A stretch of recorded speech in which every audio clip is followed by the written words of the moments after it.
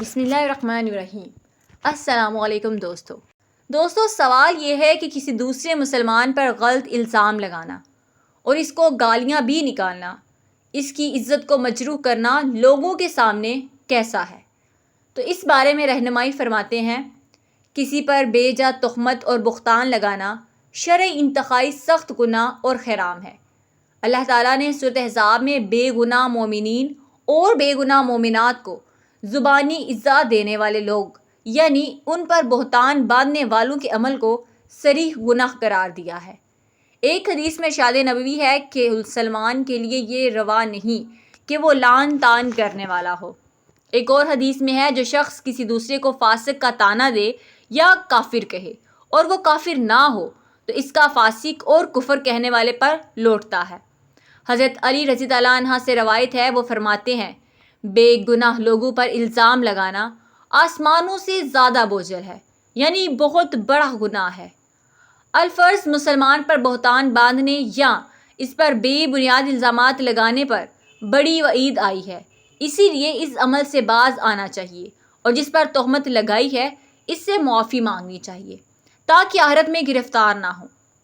حوالہ قرآن سے ہے، ترجمہ کنز ایمان، وہ لوگ جو مومن مردوں اور مومن عورتوں کو ایذا دیں بغیر کسی جرم کے جو ان سے سرزد ہوا ہو، وہ بڑے ہی بہتان اور صریح گناہ کا بوجھ اٹھاتے ہیں۔ تفسیر کے مطابق جب مسلمان عورتیں رات کو رفع حاجت کے لیے باہر نکلتی تو کچھ اوباش لونڈے اور منافق ان سے بےہودہ قسم کی گفتگو اور چھیڑ چھاڑ کرتے، اور جب ان سے باز پرس کی جاتی تو کہہ دیتے کہ ہم سمجھے یہ لونڈیاں ہیں۔ پھر کچھ منافق ایسے بھی تھے جو رسول اللہ صلی اللہ علیہ وآلہ وسلم کی پیٹھ پیچھے بدگوئی کرتے اور ازواج مطہرات پر بےہودہ قسم کے الزامات تراشتے۔ یہ سب قسم کے لوگ تہمت تراش اور بدترین قسم کے مجرم ہیں۔ ایک اور حدیث میں ہے، ترجمہ یعنی انہیں بدنام کرنے کے لیے ان کی طرف ایسی کاموں کی نسبت کرتے ہیں جو انہوں نے کیے ہی نہیں، یہ بہتان ہے اور بہت بڑا گناہ ہے۔ حضرت ابو ہریرہ رضی اللہ عنہ بیان کرتے ہیں کہ رسول اللہ صلی اللہ علیہ وآلہ وسلم سے پوچھا گیا، اے اللہ کے رسول، غیبت کیا ہے؟ آپ صلی اللہ علیہ وآلہ وسلم نے فرمایا، تمہارے اپنے بھائی کا ذکر جس چیز کے ساتھ کرنا جسے وہ ناپسند کرتا ہو۔